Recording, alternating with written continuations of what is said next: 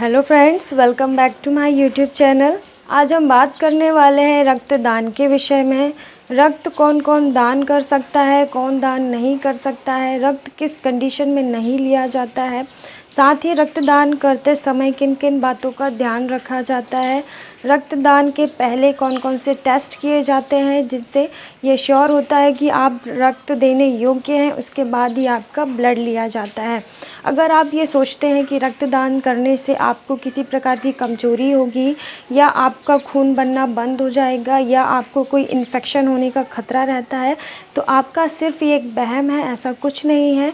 पूरा रक्तदान करने से पहले आपका पूरा हेल्थ चेकअप किया जाता है। अगर आपके शरीर में पर्याप्त मात्रा में ब्लड है, जो कि 5 से 6 लीटर एक वयस्क व्यक्ति में होता है, अगर इतना ब्लड आपके शरीर में है और आप एकदम हेल्दी है, तभी आपका ब्लड लिया जाता है। कुछ टेस्ट होते हैं, चेकअप होता है, जिसके बाद ये श्योर होता है कि आप ब्लड देने योग्य हैं। तो चलिए स्टार्ट करते हैं। आज हम देखने वाले हैं, सबसे पहला टॉपिक है हमारा रक्त कौन कौन दान कर सकता है।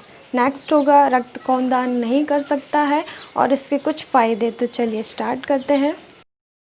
ओके, फर्स्ट जो है अपना कि रक्त कौन कौन दान कर सकता है। तो रक्तदान करने से पहले जो रक्तदान करता है उसकी कुछ बातों पर ध्यान दिया जाता है। जैसे सबसे पहले उसकी एज देखी जाती है। अगर उस व्यक्ति की एज 18 से 60 के बीच है तभी उसका ब्लड लिया जाता है, क्योंकि 18 से पहले की एज जो है वो ग्रोथ एज होती है, उसमें फिज़िकली और मेंटली व्यक्ति में ग्रोथ होता है। तो 18 से कम एज वाले का ब्लड नहीं लिया जाता है। उसके बाद जो है वो ब्लड बढ़ना स्टार्ट होता है, उसमें ग्रोथ पूरी हो चुकी होती है बॉडी की, उसके बाद ही ब्लड लिया जाता है। नेक्स्ट हम देखेंगे 60 साल से ज़्यादा उम्र के व्यक्ति का ब्लड नहीं लिया जाता है, क्योंकि 60 साल के बाद ब्लड बनना कम हो जाता है और उस व्यक्ति को खुद ही उस ब्लड की बहुत ज़रूरत होती है, इसलिए उनका ब्लड नहीं लिया जाता है। सेकेंड है बॉडी वेट। एज के साथ साथ बॉडी वेट भी आपका एक एवरेज होना चाहिए, जो कि 45 से 50 के ऊपर ही आपका वेट होना चाहिए, तभी आप ब्लड देने योग्य होंगे, तभी आपका ब्लड लिया जाएगा। थर्ड होता है अपना, जब आप रक्तदान करने जाते हैं तो डॉक्टर आपकी पूरी मेडिकल चेकअप करते हैं, हेल्थ चेकअप करते हैं, जिसमें आपकी दिल की धड़कन चेक की जाती है, पल्स चेक की जाती है, साथ ही आपका ब्लड प्रेशर, हीमोग्लोबिन, सीबीसी सारी चेकअप करने के बाद ही अगर आप नॉर्मल आते हैं तभी आपको आगे ब्लड दान करने की अनुमति दी जाती है। तो यहाँ पे आपका ब्लड प्रेशर 120 सिस्टोलिक मतलब ऊपर का 120 होना चाहिए और डायस्टोलिक मतलब नीचे का 80 mmHg नॉर्मल होना चाहिए। अगर इससे कम या ज़्यादा आपका ब्लड प्रेशर होगा तो आपको रक्त दान करने की अनुमति नहीं दी जाएगी, ब्लड डोनेशन नहीं किया जाएगा। नेक्स्ट हम देखेंगे कि आपका जो हीमोग्लोबिन है वो नॉर्मल होना चाहिए।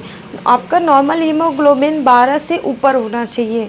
12 से ऊपर होगा तभी आप रक्तदान कर पाए। रक्तदान के पहले आपकी पल्स चेक की जाती है। आपकी पल्स 50 से 100 के बीच में होनी चाहिए 1 मिनट में, तभी आपकी जो पल्स है वो नॉर्मल होगी, आपकी दिल की धड़कन नॉर्मल होगी, तभी आपको रक्तदान की अनुमति मिलेगी। साथ ही आपको किसी भी प्रकार का इन्फेक्शन नहीं होना चाहिए। आपको उस दौरान किसी भी प्रकार के सिम्टम्स मौजूद नहीं होने चाहिए, जैसे टेम्परेचर आपका हाई नहीं होना चाहिए, आपका टेम्परेचर नॉर्मल होना चाहिए, आपको किसी भी प्रकार की बीमारी नहीं होनी चाहिए, तभी आपको ब्लड डोनेशन की अनुमति मिलती है, रक्तदान की अनुमति मिलती है। अगर आपको किसी भी प्रकार की बीमारी रही हो, जैसे हार्ट की डिसीज़ हो, आपको रिसेंटली अटैक आया हो, ब्लड प्रेशर की शिकायत हो, आपका ब्लड प्रेशर हाई होता हो, या आपको डायबिटीज़ हो, किडनी से रिलेटेड कोई बीमारी हो, आपका कोई रिसेंट में ऑपरेशन हुआ हो, तो आपको डॉक्टर को इन्फॉर्म करना है रक्तदान के पहले, तभी आप रक्तदान कर सकते हैं। क्योंकि इन कंडीशन में रक्त नहीं दिया जाता है, डोनेट नहीं किया जाता है, इससे जो डोनेट किया हुआ ब्लड है वो नुकसान पहुंचा सकता है, जिसको भी आगे ब्लड चढ़ेगा। नेक्स्ट हम देखेंगे आपको किसी भी प्रकार की सर्दी, खांसी, जुकाम ऐसे सिम्टम्स नहीं होने चाहिए, कोई भी इन्फेक्टिव बीमारियां नहीं होनी चाहिए आपको इस दौरान जब आप ब्लड डोनेट करते हैं, या इसके कुछ दिन पहले आपको, इसके 1 वीक के पहले आपको ठीक होना हुआ होता है, तभी आप रक्तदान कर सकते हैं। अगर आपने पहले भी रक्तदान किया हुआ है तो आपको रक्तदान किए 3 महीने होने के बाद ही अगली बार रक्तदान करना है, जिससे आपकी जो खून निकाला गया है उसकी पूर्ति हो सके।